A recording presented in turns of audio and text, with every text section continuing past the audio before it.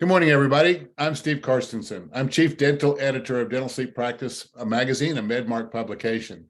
Welcome to an educational discussion and Q&A with Dr. Marc Newman from Indiana, and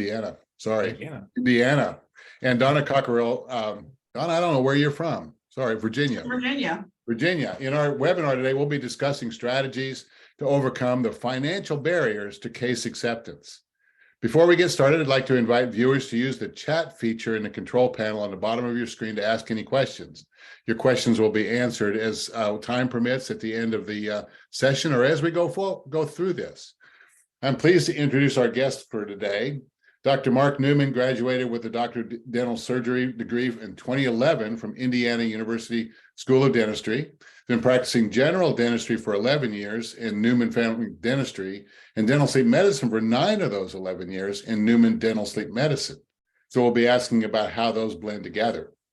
Dr. Newman is a member of the American Academy of Dental Sleep Medicine, Academy of Clinical Sleep Disorders Disciplines, and these nonprofit professional organizations are dedicated exclusively to the practice of dental sleep medicine. Also joining us is Donna Cockerille, the Chief Operations Officer at Airway Institute of Reston in Reston, Virginia. She began a long career in the dental field as a dental assistant, moving into the clinical department head, then into management. She's a Fortune Management and Total Patient Services trained in practice systems and management. So all of you guys out there that are struggling to get this integrated into your dental practices, this is the kind of work that Donna does. Her passion for sleep apnea started when she almost lost her sister to medical complications from undiagnosed sleep apnea. So Donna's goal is to educate patients about the dangers of sleep apnea and save as many lives as possible. So thank you guys for joining us. I'm so excited for this because I love to talk to people who are actually doing it in their clinics so we can spread that word around and get more doctors who find the barriers in their practice is overwhelming. We've educated so many folks about the need for treating dental sleep medicine, but yet not enough is being done. So let's hear about what is going on in you guys' practices that allows this success to happen and really be getting it done in your communities. So what kind of barriers are you finding when you talk to your patients about that other doctors might find also in their practices? Marc, what are you finding there? Well, I think our biggest barrier that we have as far as patients saying yes to treatment is definitely a financial barrier. As much as they tell us, that's really the main one that they will actually admit to that is causing them to avoid treatment. They always say, "Well, let me take this home and talk to my my partner about this, and then I'll get back to you." And then time goes on, and we may hear from them, we may not hear from them, but we don't try and push it on them chair side. We just, educate them as far as what their financial, strategies can be and what kind of products we offer in our office to make the cost more bearable to them. But at the end of the day, some people just need permission from their spouse before they make a big purchase for themselves. So let me ask you about finances a little bit, and we'll get into this a little bit more. But when you present a finance, is that coordinated with like a medical insurance claim too? So are you taking that into account, or is it just like a cash pay kind of situation? Well, I'm glad you asked that, Steve, because every case is a little bit different. It's really driven by the verification of benefits that we receive from the patient's insurance. And that really lays out the groundwork as far as which pathway the patient would go. And so, sometimes the verification of benefit will show that, they have a high deductible, it requires pre-authorization, maybe requires a gap exception. And then this way we would kind of coordinate our pathway for the patient, the financial pathway, based on the insurance verification of benefits. So you do take into account those individual situations like that. Donna, what about your practice? I think you mentioned you were more fee for service. So how does insurance play into your practice? So with the same way with Marc, we always verify the benefits, get the verification of benefits. For me, I present the whole case. And I just explain to the patients that, we'll do the best we can to get them reimbursed at the highest dollar amount. but their case fee is what it is, and our cash fee, we have a cash fee in our practice, and I let them know that no matter what their deductible is or out of pocket, they pay no more than our cash fee basis. Okay, well, So that doesn't become a barrier. So are you guys rolling in like exam fees and x-rays and other necessary items like that? Or is it just into one cash fee, or is it all for the appliance, or how does that break down in your practices? So I have my cash fee broken down on a certain number of times my lab fee and how many hours I think it's going to take my assistant to work, because 90% of the work, as we know in sleep, is done by the assistants. So I take in consideration what the assistant's hourly rate is, and that's how I come up with my cash fee. And then, there's a minimal fee for titration down the road. Okay, Mark, how about your practice? How do you set, I'm not asking how you set your fee. That's a little bit, we'll get into that a little bit. I think that's really interesting. But do you lump things together into that exam fee and appliance fee, or is it separated out? So in our practice, since we're a general dental practice and we blend in sleep together, we're in network with a number of dental insurances. So for that first consultation fee, or that first consultation, we charge a consultation fee, which is a limited exam dental fee. And so if they provide us with their dental insurance ahead of time, we're happy to submit that to their dental insurance for a limited exam. And then I take some complimentary x-rays just to, make sure we're working above board with the, dental conditions. And then based on the consultation and the way that goes, really sets up the next step, which would be to get them back in for a scan. And once we start the scan, that's when, we start incurring our lab fees, and then it becomes more a medical route from there, or medical billing from there. Okay. But you do separate out like exam fees and scan fees and appliance fees separate on the medical claims like that? I believe the medical the fees on the medical claim is all global for the scan fee and for the appliance fee, but we don't add any like x-ray fees onto the medical claim, or any additional consultation fees onto the medical claim. We do a dental exam, but we also talk about the airway in that initial consultation, but we utilize the dental insurance for that. And then then from there forward, we are using medical insurance. Yeah, I think that's important. And Donna, is that, how do you do dental insurance as well as medical insurance, or as you submit and, try and get reimbursement? So for us on the side of the dental side, we reimburse for the CBCTs that we take. If we find it isn't picked up by the medical, then we file it with the dental, and we find sometimes the dental will pick it up faster than the medical. And because essentially we are a dental practice, but we're just separate suites for our sleep, it works well for us.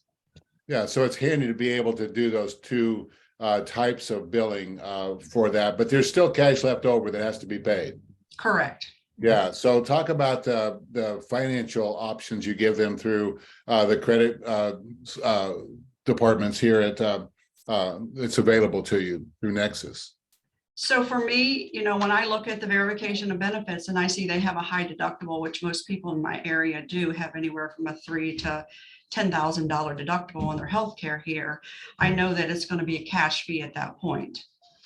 So that's when I bring in the United Credit. So United Credit is what we use, and they finance up to 24 months with 0% financing. Oh, that's pretty handy. So how does that work? What are the nuts and bolts of that? So you sit down with somebody and let's pick a number just to have a number to talk about. Let's call it $2,500 for some reason. Right. And so if they're going to finance $2,500, how does that work for them? So if they're going to finance $2,500, I go to the dashboard with United Credit, and then there's a little calculator on there. I can just put in the $2,500 and ask it to calculate, with the patient sitting beside me, of course, and it shows them exactly what their payment would be. And it really depends on what their credit score is where they're at, what range they will be in. And I don't get into that, of course. I just show them the range they could be.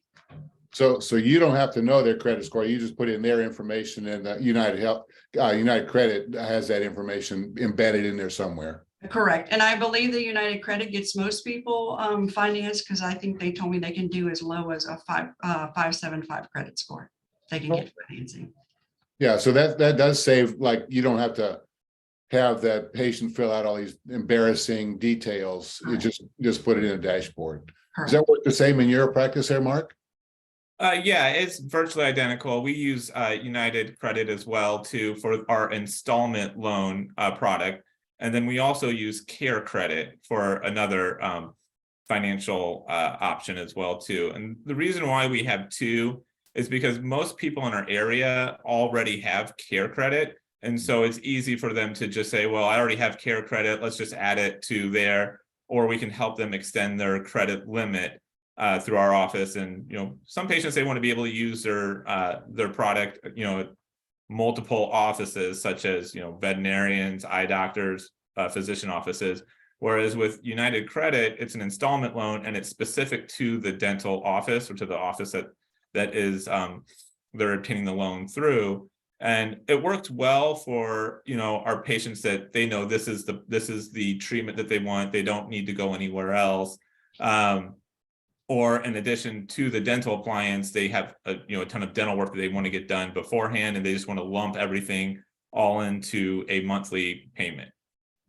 So that's let's talk about that for a minute. So if somebody comes to your general offices and they need a bunch of dental work, some crowns, they're thinking about Invisalign, those kind of things, but yet they also have an airway problem. So you have a big treatment plan to talk to them about. So that may be a big number for them to swallow in terms of, what does their dental future look like, right?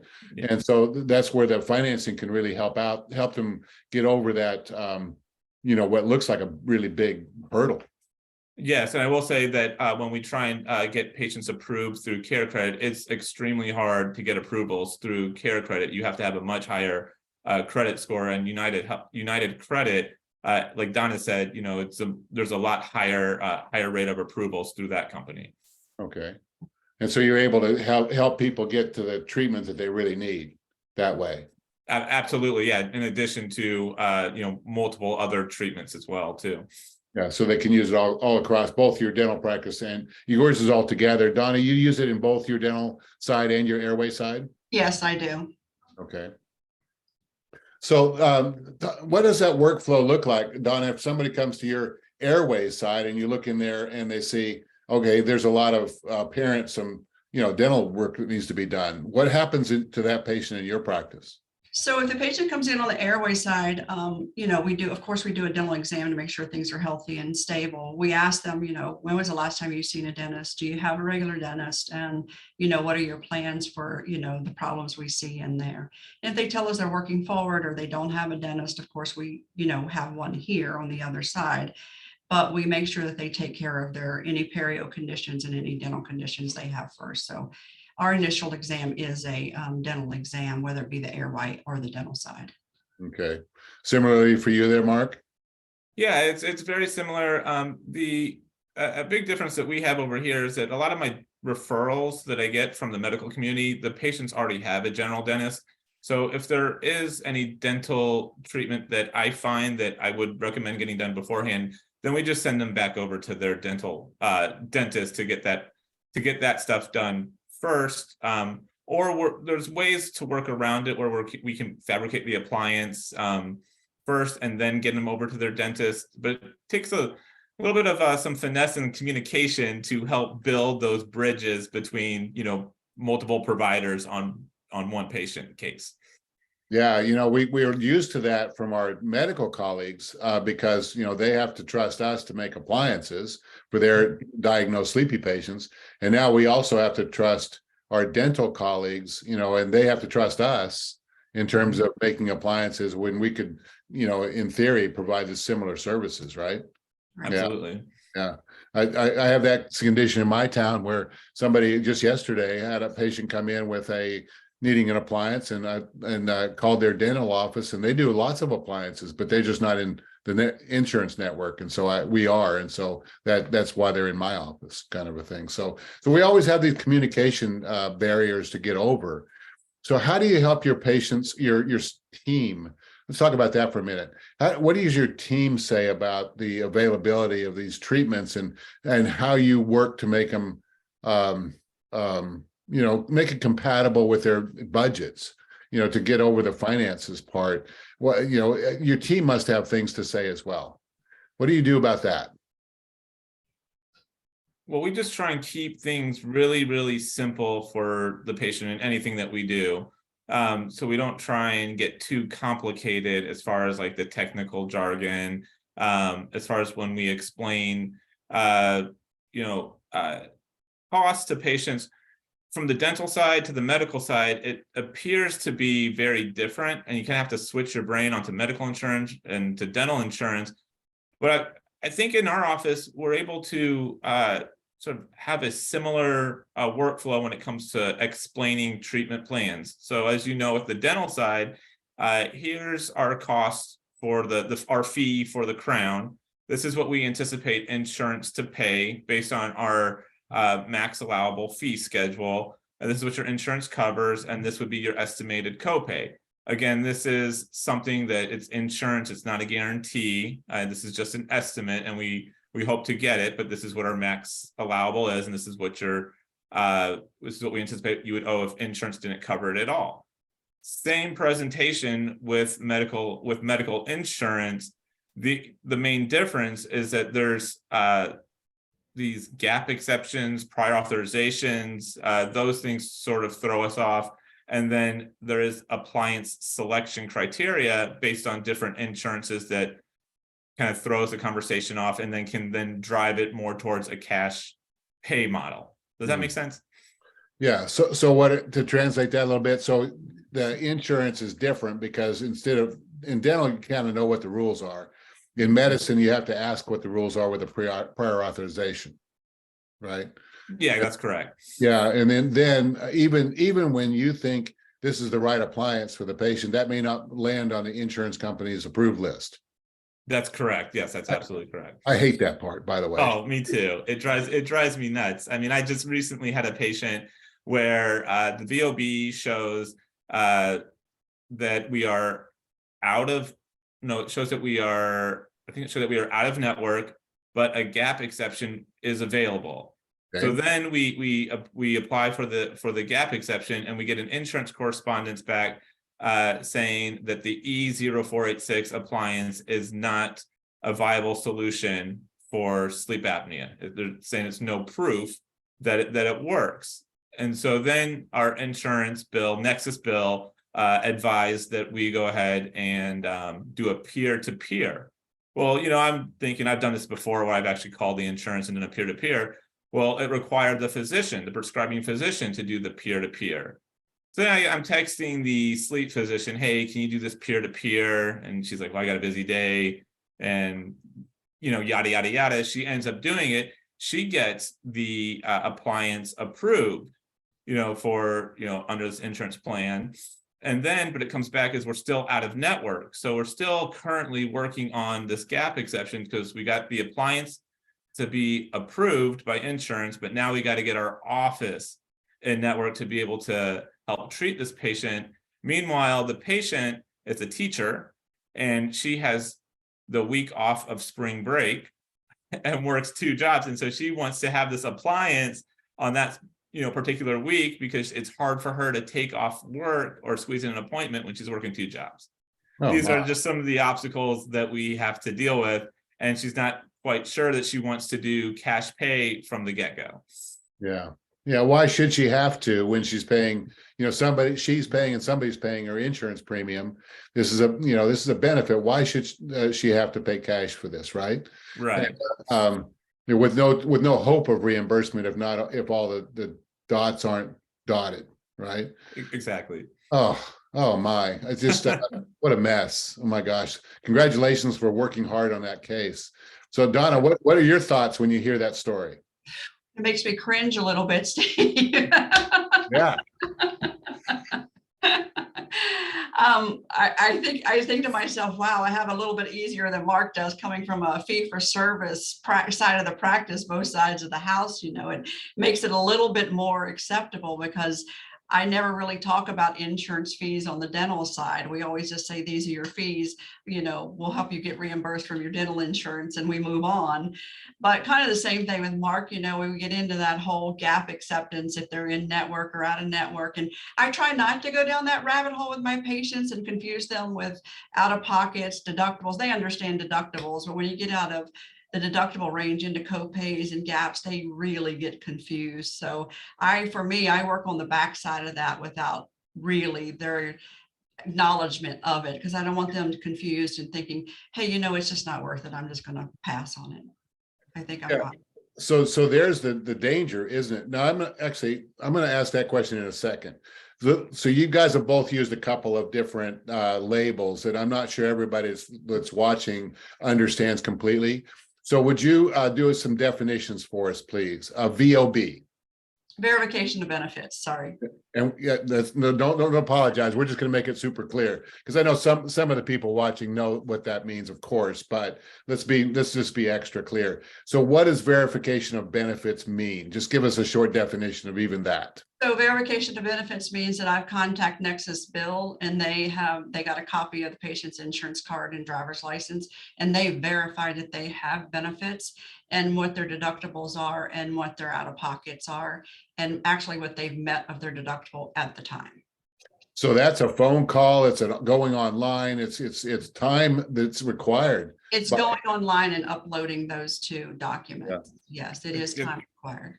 I'm going to compound on that. It's a person calling the insurance and asking the right questions to get the information that's necessary for the clinical side and the financial side to be able to present to the patient, such as, is the provider in network? What's the in-network deductible? What's the out-of-network deductible? How much of that deductible in-network has been met? How much of the out-of-network has been met? What's the out-of-pocket max for both in-network and out-of-network? Is E0486 a billable code? Does it require pre-authorization? Is a gap exception available?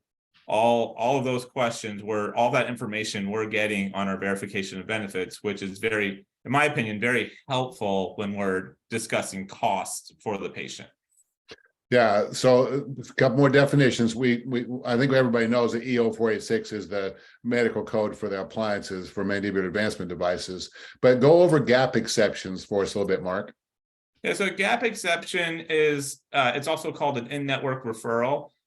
So that's when the provider is not in network with that particular insurance, but they allow a one-time in-network exception for that. And it usually requires that there is not another in-network provider within a 30-mile radius of the patient's home address. Okay. And I have had one of the 10-mile radius, which, all insurance policies are different. So every one of them like to throw a little glitch in there from time to time on you. When you think you've got it down, they'll throw something at you that you haven't heard before. Mm-hmm. So it takes a significant amount of admin management to be able to understand those nuances, to find those glitches. And that's what you rely on Nexus billing systems for. And the key word you just used, Steve, was understanding. Your team or whoever your financial person is needs to understand that verbiage and how to present it to. And to put it in a format that they're comfortable with presenting and that the patient can understand. Right. Because if the patient doesn't understand it, there's another one of those barriers. And the other side of it is if your teammate who's presenting the financial isn't comfortable with it or doesn't fully understand it, the patients pick up on that also. So you got to put the time and the training into that with whoever you pick as your financial person to do that. So talk about the training. How does that person get trained? If they don't have a Donna, with all that experience. Well, for us, I feel like Nexus Bill is our biggest trainer of all. I can pick up the phone at any time that I don't understand something, and I can either ask them on the billing side. And actually, their trainers that do the actual sleep training has a lot of insight too, and helpful hints that can help you. So most of mine come from that side of it, along with my fortune management training. Okay. Yeah. So, and Nexus Billing's helping your team as well, Mark? Yeah, they're helping our team, but we don't have a Donna.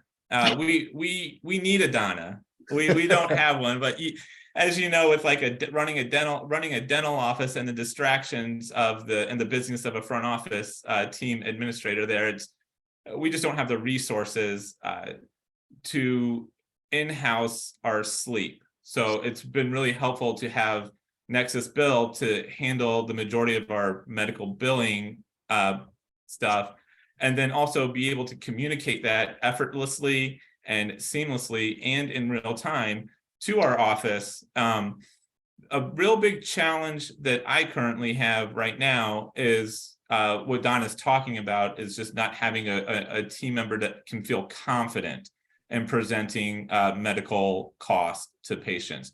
So as of right now, I do it. I'm the one that's reviewing the VOBs with patients. I explain to them the financial pathway. And then when it gets down to the actual cost of the therapy, I step away. My team is fully trained and capable to just review the cost of the treatment and then the outside financing if necessary.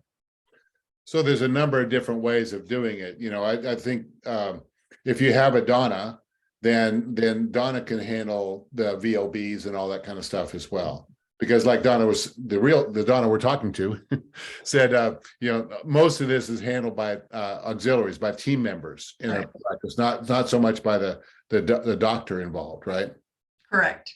Yeah. Mark and I've had big discussions about this. For me, I want the doctor to do the consultation and dismiss themselves from the room. Okay. Yeah, and at the same token, Don is absolutely correct that whoever presents the cost and the insurance has to be confident. If they're not confident, the patient loses confidence as well in the treatment that they're receiving. And I've seen this go both ways, where sometimes, you know, I'm not perfect, and I've explained a very complicated insurance situation, as I explained to you with that one patient where we're trying to get the gap and you know, peer-to-peer and all that stuff. And to most people, they don't understand that, and it confuses them.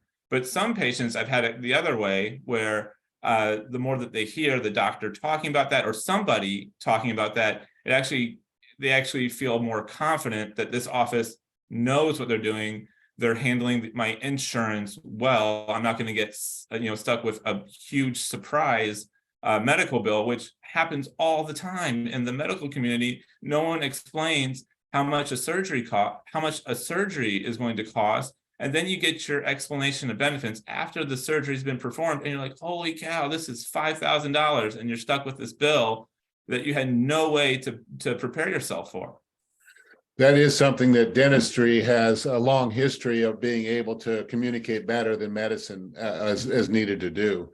There's pluses and minuses to that, of course, but one of the things is that we are used to talking to our patients about how much the treatment costs. Mm-hmm. So that kind of helps. Yeah. That nightmare, when you were telling me that you had an insurance company that says, well, EO 486 is not approved because it's not effective. I haven't heard that in a lot of years, Mark. So I'm sorry you recently gone through that. I didn't know that still existed out there. Yeah, well, it's through, so our insurances that we're networked with through Nexus Bill, they have a lot of history with insurance billing. And from what I've experienced, and Donna can tell me as well if she's experienced the same thing, it's mainly with Anthem, Blue Cross Blue Shield, where we see a wide variety of different pathways on VOBs. Cigna is pretty cut and dry. UHC is pretty cut and dry. Aetna is pretty cut and dry. Medicare is very cut and dry. Mm-hmm. So, Donna, you guys are both using Nexus billing systems.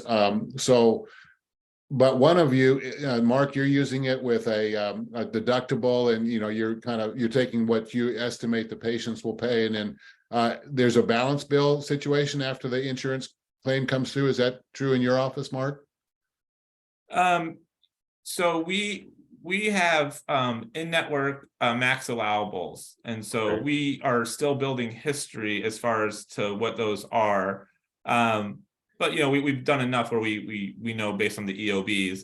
And then we're able to plug those numbers into our treatment plans so that we can see, okay, this patient has met their deductible, their appliance is covered at 80%, they're going to owe 20% of $2,000. And so we put that together on a treatment plan estimate. And then when the EOB comes back and we actually have the numbers, then we go back into the patient's ledger and account and then balance it out that way. But we're not balancing in the sense with out of network billing, where we bill our our fee and then we are able to balance back up to that fee. We're not doing that. That's not what did I make myself clear? Yeah. So still some in networks, Mark, there is a balance bill part, because some of the in networks will still have, or $800 or $1,200 deductible and a, 20% copay. So that still is a billable amount, Steve. Yeah. Whether you're in network or out. Yeah, I want to emphasize that, that because I hope that it's becoming less and less, but there was in the early days when nobody knew how to manage medical billing out of a dental office, there were offices that would waive deductibles and waive copays and take just what the insurance pays. And, you can't do those things. And Nexus helps you understand those rules as well, I assume. Correct. Yes. Yeah, because the last thing you want to do is get the scary letter from, you mentioned Anthem or UHC and say, by the way, we're auditing you and we're going to take a bunch of money away. You don't want those scary letters. Yeah. Correct. So Nexus gives your team confidence that you're not going to get those scary letters, right? That is correct. Yeah, absolutely. Yeah. And if they do have a high deductible, that's where you use the credit situations from United Credit. You can say, look, it looks like out of pocket's going to be this much, and then we have this credit available for you, or we can apply it right here to help you with that. And I explained to them too that we will still file the claim so that goes towards their deductible. Ah, okay. So it's a good combination for them then. Correct. So if we're the first people they see, or, the only physician they see that first time that year, then this claim will go towards their deductible. And, if they have other procedures later in the year, it will help them with their deductible. I think that's a really important point to make there. Does that happen in your office too, Mark, like that? Do you talk about that benefit? Yes, that's part of how we present the, if they have a high deductible, we do the same thing. We mentioned, well, you can utilize this procedure towards your deductible. And then if you need to have an additional procedure, which a lot of more times than not, we have to address the nose, and we can get you over to our ENT, and then you can get your benefit to, do a nose surgery this year if you want to. Yeah. So, but the offices that are just strictly cash pay, you come in here, give us, I threw out that number, $2,500. Give me $2,500. I'll make you an appliance. I'll take your x-rays. I'll do your exam. And then, it's just between you and me. That doesn't benefit them that same way. Correct. And so working with a billing system and sending it through, even if they end up paying you the $2,500, still benefits them, right? Yeah.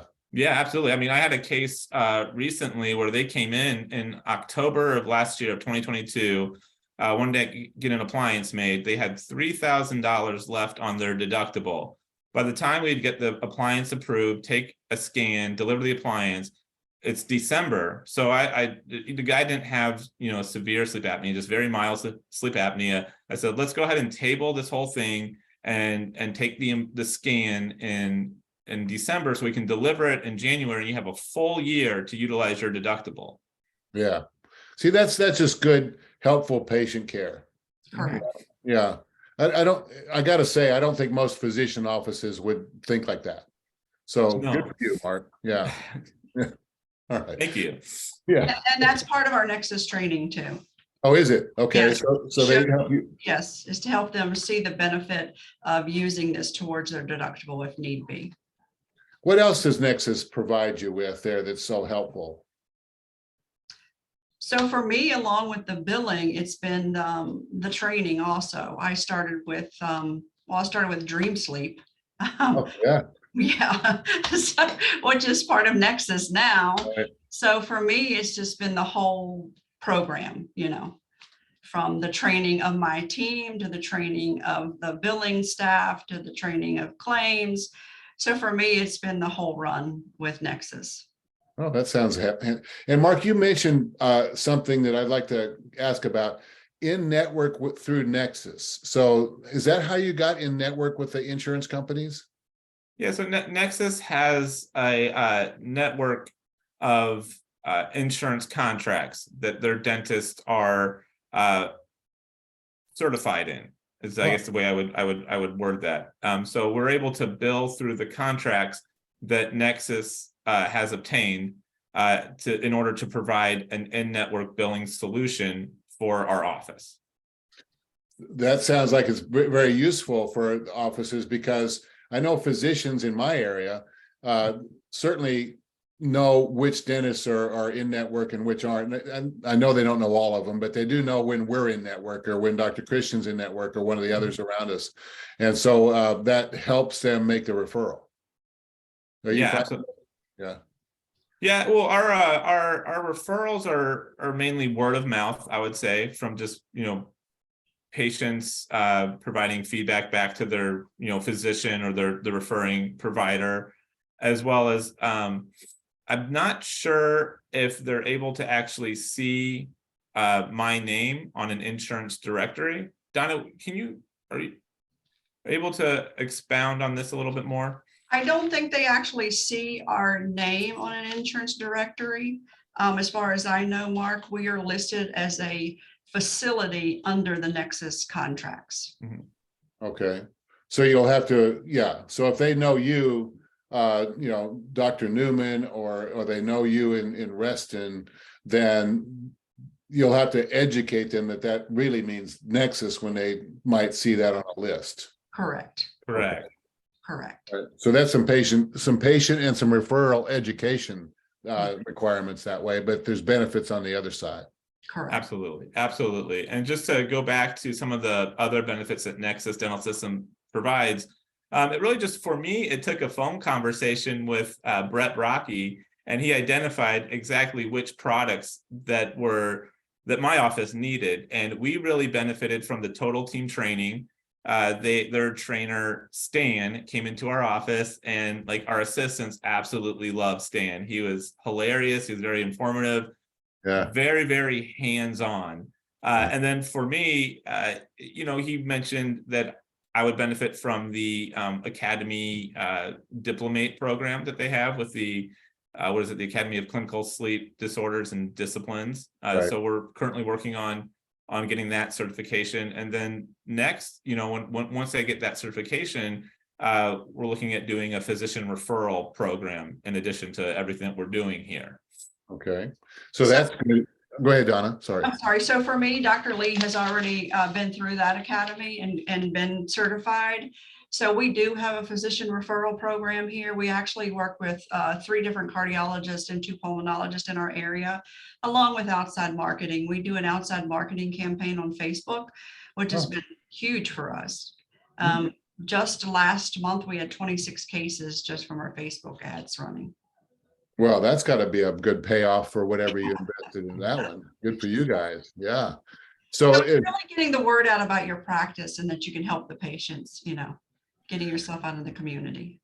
Do you put some financial assurances on your advertising? Like, come to us because we're in network. Come to us because we can bill for you. Come to us because we'll work with you on your amount out of pocket with credit systems that we have. No, for our ads, it's more like come to us if if you're not getting a good night's sleep, if you're feeling tired and sleepy, if you can't tolerate your CPAP. That's what our ads more geared toward. So more I want them to know that it's more about their health care and the concern about their overall health more so than the insurance driven part of it. Okay. All right. But and when they call and they come in and they meet you guys and they feel your commitment to their health, and they can get confidence with the financial part as well. Correct. I got it. Okay. Mark, are you advertising as well like that? We are. We're actually using the same company that Donna's office is using, Dental Sleep Profit. So I'll give them a plug there. They've been extremely helpful. We've just started with them, but We haven't had quite the return on investment that Donna's office has had, but I've noticed that our lead management is much better than it was before. The ads that we're putting out there are very similar. It's mainly just awareness advertising, that there's a solution other than CPAP, and to give our office a call to discuss alternatives to CPAP therapy. Yeah, good. So what else should we talk about here? We've covered a lot of things here. I like how you've laid out that having a Donna in office is really valuable, but if you don't have a Donna in your office, then the training is available to create one, or to grow a Donna, or to give the other people in your office something that they can walk into the patient's operatory or walk into the conference room and say, look, I can help you. Yeah, I want to touch on just the in-operation systems that Nexus has provided, a very good foundation for our office. So, as a dentist, we create our own systems as far as our operative procedures, and it's the consistency of doing things the same each time that really makes our team enjoy the day. No one really likes surprises. It's, those unavoidable, hard crown preps, or, tooth extractions where nothing's given, and then there's snafus. Well, in dental sleep medicine, you can probably think of a million snafus of where things can go, and without the education component, without understanding what's going on here, the medicine part of it, and then having the standardization of just the same forms, the same exam, day in, day out, really has made our assistants jump on board and start to love doing sleep more than, what I spent 7 years doing, trying to figure it out on my own. So it helps the whole team that way. It helps the whole team. Everyone has it's a much smoother workflow. It allows me to do more dentistry, so I can have, like Donna mentioned, it's a team or assistant driven process. So the assistant can do more with the patient, with the sleep patient, where I can do more with the dental patient and sort of pop in with the sleep patient. Does that make sense? Yeah, it does. And that's a very efficient way. And you mentioned that you integrate this throughout your day. So you'll have a crown here and a root canal there and a dental sleep patient over on the other chair, right? Well, maybe not a root canal, but yeah, definitely a crown here, and yeah, maybe a couple crowns, and then a sleep consult, a device delivery. We might have a titration or a calibration, whatever we call it these days now. Yeah. That sort of stuff. It's nice to be able to see a new patient, go over their dental plan, go over an airway plan, or at least screen them for sleep apnea, and then walk away and feel confident that the team is going to get them sleep tested. Okay. So how do they get sleep tested in your office there, Mark? If it's new and they've never had a consult so far, they're not there because somebody sent them after a sleep diagnosis. Yeah, so we're using the Nexus Dental Systems, sleep screening questions, and then we also have a poster in our operatories that enables us to kind of connect the dots with the patient. Once they've realized, oh yeah, I definitely want to look into this more, then our dental assistants will then get them signed up through Doc via Web, which is Virtuox, Virtue Sleep. They will give them a night owl home sleep apnea test, and so they will leave their appointment with a Virtue Sleep folder with their consultation appointment time, a night owl testing unit, and then I don't hear from the patient until I get an email from Virtue Sleep or Virtuox. I don't even know what to call them anymore. They have so many names. Web. Yeah, Doc via Web. I get an email from Doc via Web saying that the patient has completed their consultation, a home sleep apnea test has been ordered, and then we get an email when the sleep test has been completed, and then we get an email when the prescription is uploaded. And then we are able to jump in and have our sleep coordinator call that patient and say, hey, let's get you back in here for a consultation. And that's when we sort of switch them over into our dental sleep program, limited exam, do a more detailed airway exam, and then go over the VOB, all of that stuff at that appointment, set up the financial pathway. And then the next step for them is to scan, unless they tell me, well, let me talk to my spouse about this and I'll call you back, and rinse and repeat. So Steve, for me, I invite them when we call them to come back for their consultation after their telemedicine and their sleep test is done. I invite them to bring their spouse or partner or significant other along on the consultation if they'd like to. Because as Mark had said earlier in our conversation, sometimes they say, I need to talk to my partner, I need to talk to my spouse. So I always extend the invite to their partner or spouse or significant other to come along. Yeah, yeah. And sometimes that's coordinated well. Sometimes that they the spouses aren't interested enough to come. And, when the spouses are there, one thing you can do is give them the salve that they can put on the elbow, on their ribs after they're getting elbowed during the consultation, about how important it is to get this done. Right. And there are some spouses that will come and say, I think I need to be tested as well. So, there's been that side of the house too, so, which works out in our favor. Oh, no, I can't be using SnoreLab app because I know my snoring is going to get better, but my bed partner's snoring is so loud, it's going to interfere with the SnoreLab app. Yeah. Exactly. These are the fun parts of doing this, because you can really engage with patients so well. And the more confidence you have in the background parts of this, the more you can really focus on the individual patient in your chair. Yeah. And so if in your teams, as you eliminate the troubles in their own minds, about how's this going to be paid for, how's this going to work, what's the VOB going to do, all these things, then the more confidence your team has, the more relaxed they're going to be in front of the patient. That's going to translate into more of those 26 referrals from Facebook, translating into actually 26 more people breathing better at nighttime. Right. And part of my conversation with my patients is, how would you like to treat some of your medical conditions naturally? If we can get you in a sleep appliance and help you with your sleep and apnea, we could very well eliminate some of the medications you're on for other problems. So what better way to treat our bodies than to treat them naturally? And, my team and I talk about it every day. My famous line is, and I don't know where I picked it up, remember, our oral cavity is the gateway to our overall health, whether it be sleep or dentistry or whatever. It is the gateway to our overall health. So we talk about that every day in our morning huddle. Yeah. And what's our most powerful reflex? Our tongue. Breathing. Breathing in our tongues, right? Because that tongue is going to slide back and cut our airway off. People don't realize that. It's amazing to me when they talk about sleep apnea and what happens. And, it's amazing that they don't realize that there's a way to treat things naturally.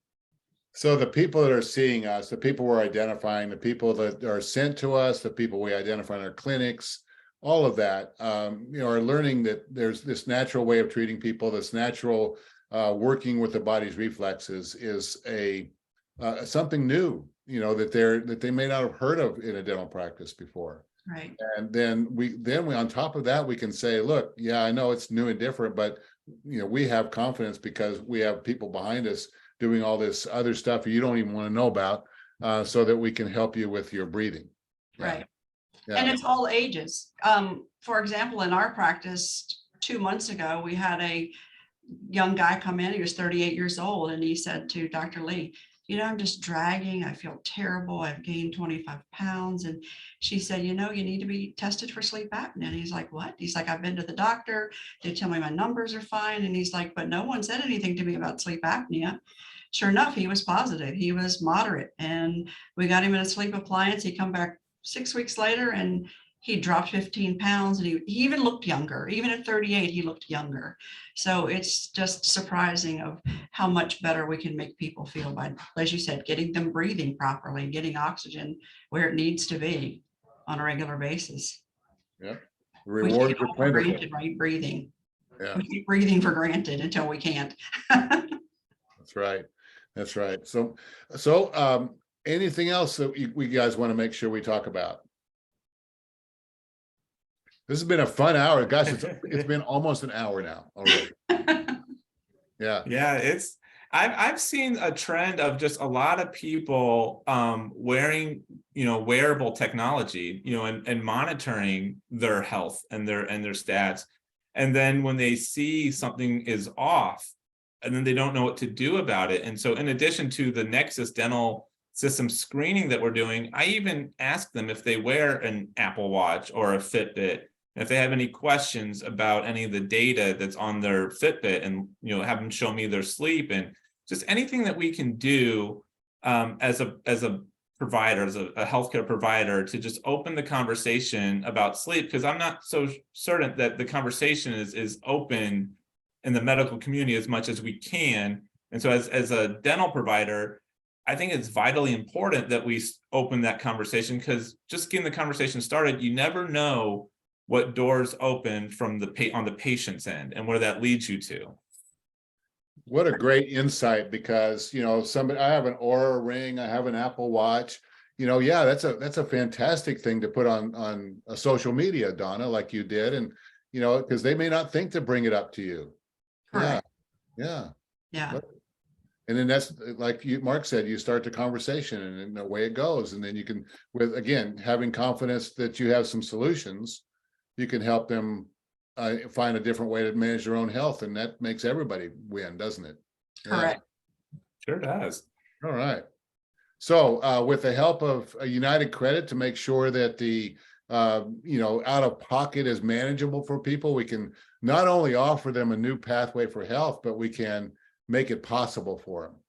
And with Nexus Dental Systems, with the training involved, we can have confidence in our teams' minds and in our own minds, and ultimately our patients' minds, that these things are also possible for them. So these are reducing barriers to getting people breathing better at nighttime.